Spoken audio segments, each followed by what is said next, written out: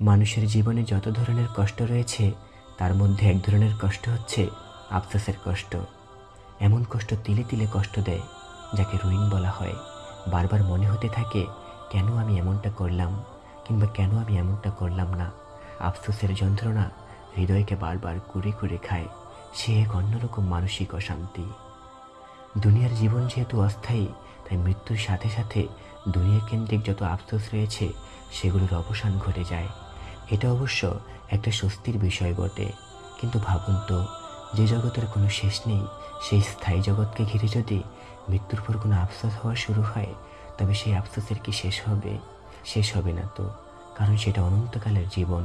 সে জীবনে আফসোস সঙ্গীর ভূমিকা অবতীর্ণ হলে কতটা মর্মযতনাপূর্ণ সময় পার করতে হবে তা আমরা দুনিয়ায় থাকাকালীন অবস্থায় কোনো কিছুর আফসোস থেকে টের পাই। বড় কঠিন এক বিষয়।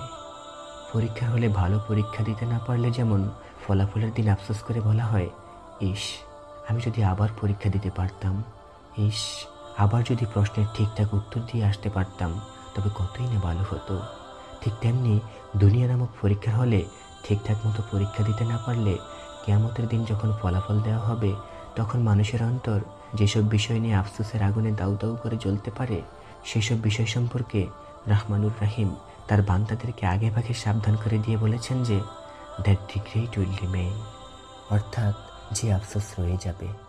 আর সেই কঠিন আফসোস থেকে বাঁচার জন্য বান্দা যেন ক্ষণস্থায়ী দুনিয়ায় তাকুয়াপূর্ণ জীবন নিশ্চিত করে। তাহলে চলুন সে আফসোসের বিষয়গুলো জেনে নেই। হায় আফসোস, কত ভালো হতো যদি আবার আমাকে দুনিয়ায় ফেরত পাঠানো হতো। হায় আফসোস, দুনিয়ায় এই দিনটিকে আমরা কতই না অবহেলা করেছি। হায় আফসোস, কত ভালো হতো যদি আমি তখন সত্যি সত্যি মুসলমান হয়ে যেতাম। হায় আফসোস, কত ভালো হতো যদি আজ আমার হাতে কোনো আমলনামাই না দেওয়া হতো। হায় আফসোস, আমরা আজকের এই কিয়ামত সম্পর্কে উদাসীন ছিলাম। আমরা সত্যিই ছিলাম বড় জালেম। হাত দুটো ধ্বংসন করতে করতে বলবো, হায় আফসোস, কত ভালো হতো আমি যদি আল্লাহর ও তার রাসূলের অনুসরণ করতাম। হায় আফসোস, কত ভালো হতো আমি যদি অমুককে বন্ধু না বানাতাম। হায় আফসোস, যদি আমাদের জালেম নেতাদের অনুসরণ না করতাম, তবে মুমিন থাকতাম। হায় আফসোস, আল্লাহর হক আদায়ে আমি অবহেলা করেছিলাম, আর আমি কেবল ঠাট্টা বিদ্রুপকারীদের মধ্যে অন্তর্ভুক্ত ছিলাম।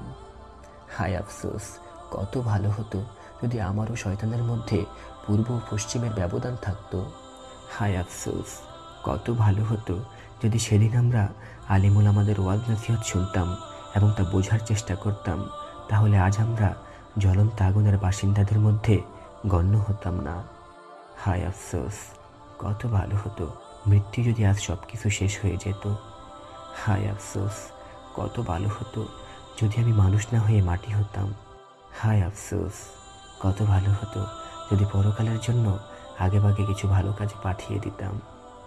মৃত্যুর পরবর্তী জীবনে মানুষ যেসব বিষয় নিয়ে আফসোসের আগুনে পুড়তে পারে তা মহান রব্বুল আলামিন আমাদেরকে ইতিমধ্যেই জানিয়ে রেখেছেন। আল্লাহর এই জানিয়ে রাখা বান্দার প্রতি অনেক বড় ধরনের এক ইহসান। কেননা মৃত্যু পরবর্তী আমাদের এই সম্ভাব্য আফসোসের কথা আল্লাহ তাআলা না জানালেও পারতেন। আল্লাহর জানানোর বিষয়টি প্রমাণ করে আল্লাহ চাচ্ছেন আমরা যেন দুনিয়ার জীবনে এমন কিছু না করি, কিংবা এমন কিছুতে যেন আমাদের সম্পৃক্ততা না থাকে যেগুলির কারণে কিয়ামতের দিন নিজেদের পরিণতি দেখে আমাদের আফসোস করতে হয়।